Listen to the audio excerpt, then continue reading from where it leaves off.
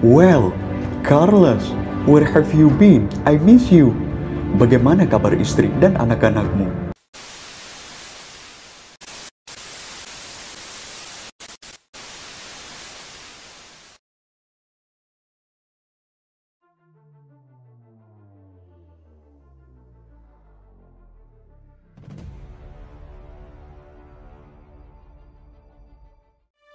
Bung Karno punya sopir kepercayaan di Roma, Italia.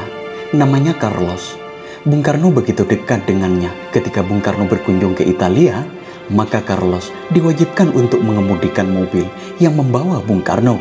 Saking percayanya Bung Karno pada Carlos, jika Carlos tidak hadir, maka Bung Karno tetap menginginkan kendaraannya disopiri Carlos selama kunjungannya di Roma bagaimanapun caranya. Suatu ketika Bung Karno dan rombongan berada di Roma.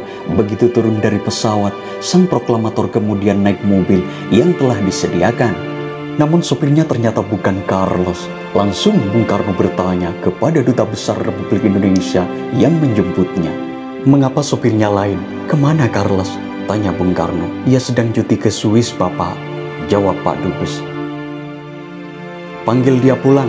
Saya mau Carlos, kata Bung Karno, tegas menghendaki Carlos sebagai sopirnya. Carlos memang sedang cuti.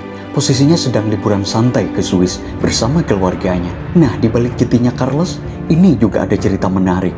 Kenyataan Carlos selalu jadi supir Bung Karno menimbulkan rasa iri pada teman-temannya sesama sopir.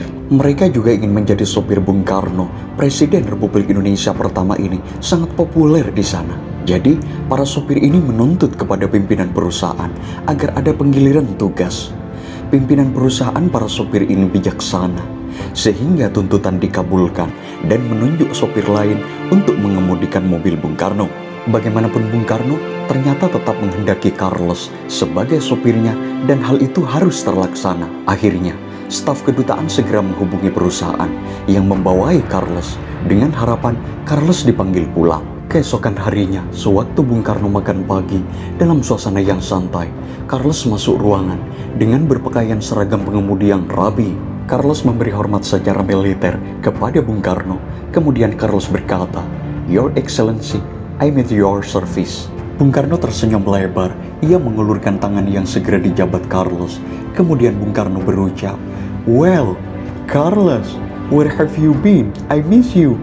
Bagaimana kabar istri dan anak-anakmu?" Disapa begitu oleh Bung Karno. Semeringas wajah Carlos terlihat bahagia. Kemudian ia segera menjawab, "Mungkin Paduka Yang Mulia sudah mendengar ceritanya. Saya dipaksa cuti ke Swiss bersama keluarga.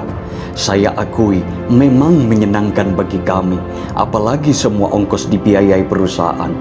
Tetapi kemarin sore, sewaktu kami mendapati berita dari perusahaan agar kami segera pulang karena harus melayani Paduka Yang Mulia, kami menjadi lebih gembira lagi. Bahkan istri saya mendesak agar saya cepat-cepat kembali ke Roma. Dan inilah saya, siap melayani Paduka Yang Mulia." Dari segi permintaan, Bung Karno memang terkesan egois.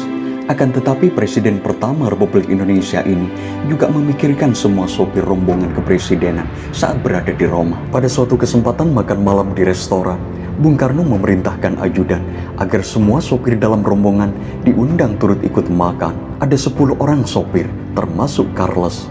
Mereka duduk mengitari 2 meja dan menikmati hidangan yang sama dengan yang dimakan rombongan Bung Karno. Mereka dapat makan dan minum sepuasnya. Benar-benar hari yang menggembirakan bagi para pengemudi rombongan Bung Karno. Kegembiraan mereka mencapai puncaknya saat Bung Karno mendatangi meja makan mereka dan mengucapkan terima kasih telah bersedia melayani rombongan dengan baik. Yang mengejutkan lagi, sewaktu hendak balik ke Indonesia, seperti biasa Bung Karno keluar dari lobi hotel menuju mobil yang telah tersedia di depan pintu. Seketika Bung Karno berhenti melihat semua sopir berbaris rapi di depan pintu sambil memegang topi seragamnya. Lalu terdengar aba-aba, 1, 2, 3, dan terdengarlah suara kompak. Semua pengemudi itu bernyanyi, "Bung Karno siapa yang punya? Bung Karno siapa yang punya? Bung Karno siapa yang punya? Yang punya kita semua." Sungguh sangat mengharukan. Pengemudi berkebangsaan Italia menyanyikan lagu yang populer waktu itu. Bung Karno menyatakan terima kasih banyak dan berjabatan dengan semua pengemudi itu satu persatu.